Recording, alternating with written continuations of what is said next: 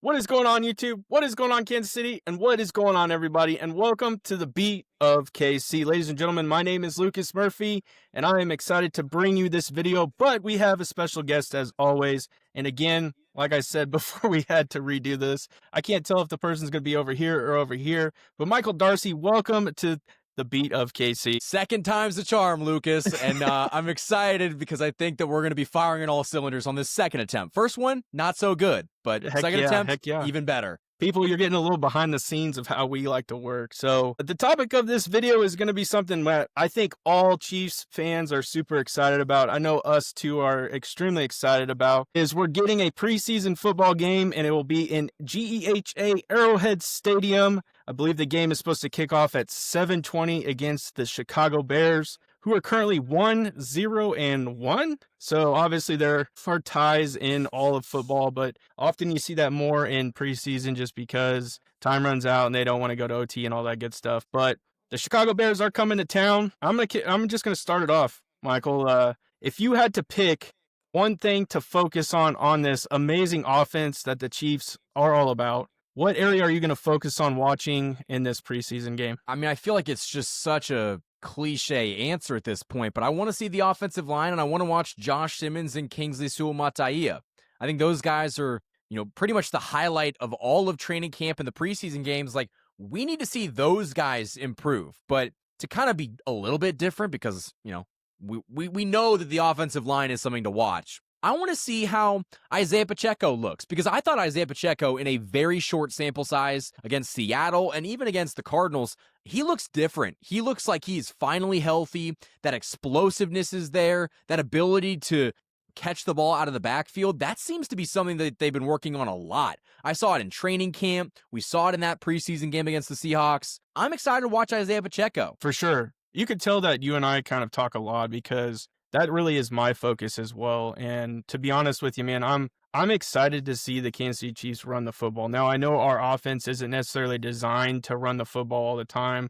We have the greatest quarterback and one of the best deep wide receiver rooms that the Chiefs have ever had, in my opinion. But I really am, for whatever reason, I like the idea of running the football. Pacheco, again, like you just reiterated, looks extremely healthy, looks shifty.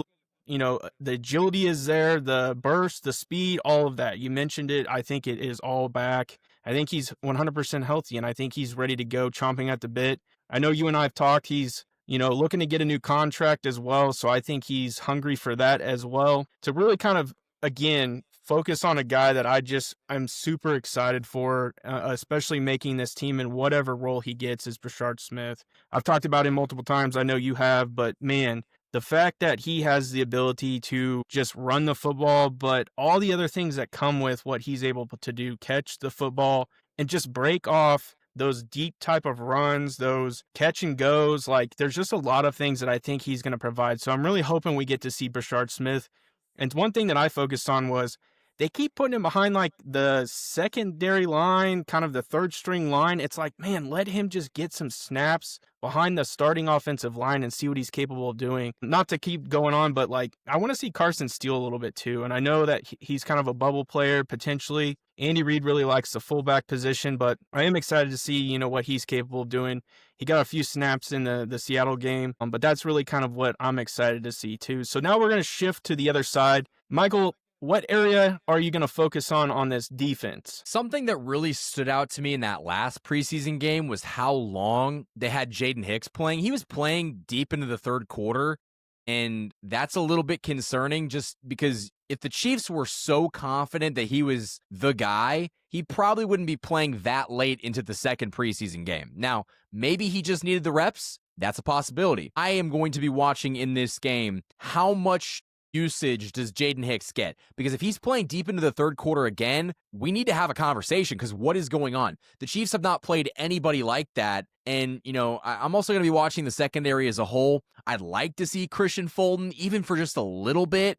We don't really know what he's going to bring, but the hope is that he can, help make this cornerback room better because outside of McDuffie and Fulton, you've got a lot of question marks with, Najee Johnson and Joshua Williams. For sure. And again, that's going to be my area of focus, is going to be specifically the corners. But I'm going to even take it a step further, and that's injury related. So guys that were maybe impacted by injury.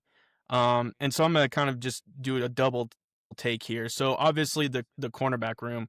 Christian Fulton, I think, is needing some reps. Obviously, we know he's coming off that injury.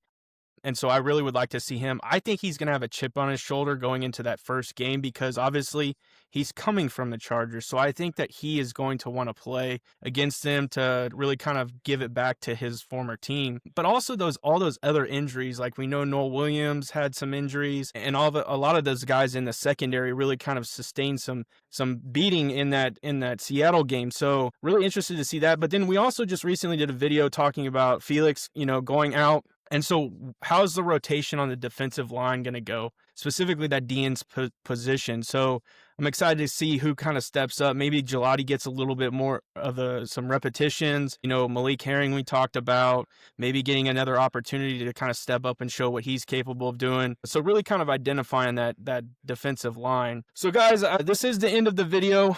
I appreciate it. Let us know down in the comment section, what positions are you going to be focusing on? Is it the wide receiver room? Is it the linebackers? Because I know we had a little bit of issues with the linebackers in the last preseason game.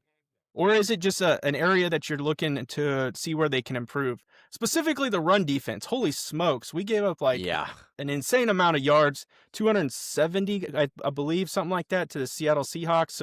Let us know in the comment section what positions or players you're looking to identify. And Michael, before we wrap this video up, where can the people find you? You guys can find me on YouTube at Casey's Sports Report. We're I think a little over 300 away from 14K. So go over there and try to help me out. And then if you haven't already done so, subscribe to Lucas, hit that like button, push him out so other Chiefs fans can find the content that we do. Heck yeah. I appreciate that, Michael. Smash that like button, smash that subscribe button, comment down in the comment section. Let us know, like I said.